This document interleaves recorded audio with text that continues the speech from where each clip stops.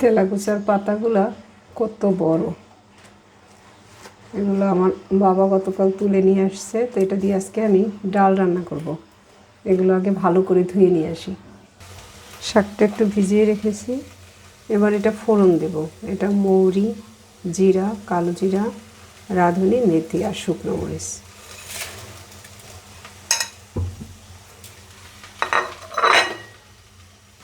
ফোড়ন আমি তেল ছাড়াই করি।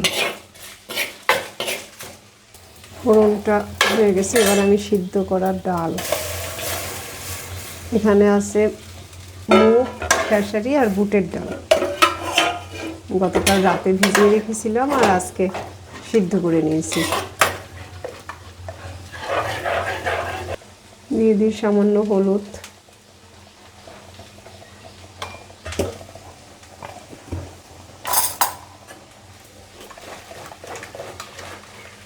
ডাল থেকে অত্যাবশ্যক অ্যামাইনো অ্যাসিড বা প্রোটিন পাওয়ার জন্য যে কাজটা করতে হয়, ডাল 3 রকম বা 4-5 রকমের ডাল একসাথে রান্না করতে হয়।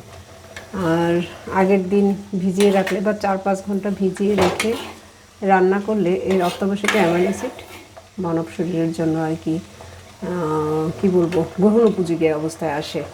আর সুবিধাও আছে, কারণ হচ্ছে সিদ্ধটা তাড়াতাড়ি হয়ে যায়, জ্বালানি কম লাগে, একদম মিশে গেছে। দেখেন, ডালটা একটু কষিয়ে নিলাম, এবার একটু তেল দিয়ে দিই।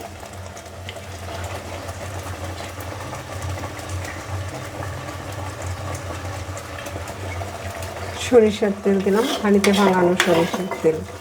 এটা আমি কিন্তু আলটিমেট অর্গানিক লাইফ থেকেই নিই। আর একটু পানি দিয়ে দিই।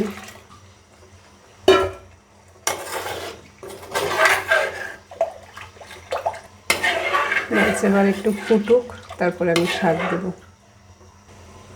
ডালটা ফুটতেছে আর আমি এই যে তেলাকুচা পাতাগুলো ছোট ছোট করে কেটে নিয়ে এসেছি। এবার আমি শাকগুলো এর মধ্যে দিয়ে দিই। তেলাকুচার শাক এটা কোনো সাধারণ শাক না, এটা একদম মেডিসিন বা ঔষধ।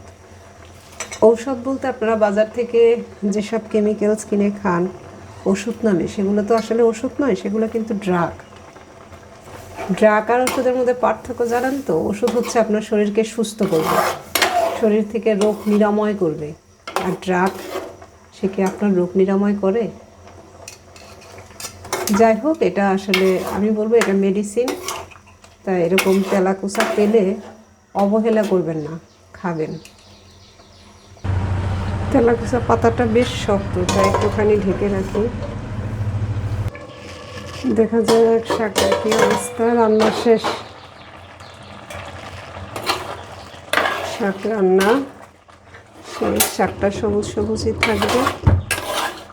চুলাটা বন্ধ করে দিলাম। তবে যারা এটা, আমি তো আমার বাবা নিরামিষভোজী, তাই এইভাবে রান্না করলাম। এটাতে যদি পেঁয়াজ রসুন দিয়ে বাগার দেন তাহলে সত্যি অনেক টেস্টি হবে। যারা পেঁয়াজ রসুন দিয়ে খেতে চান তারা সেইভাবে খেতে পারে, তাহলে আরও বেশি ভালো লাগবে।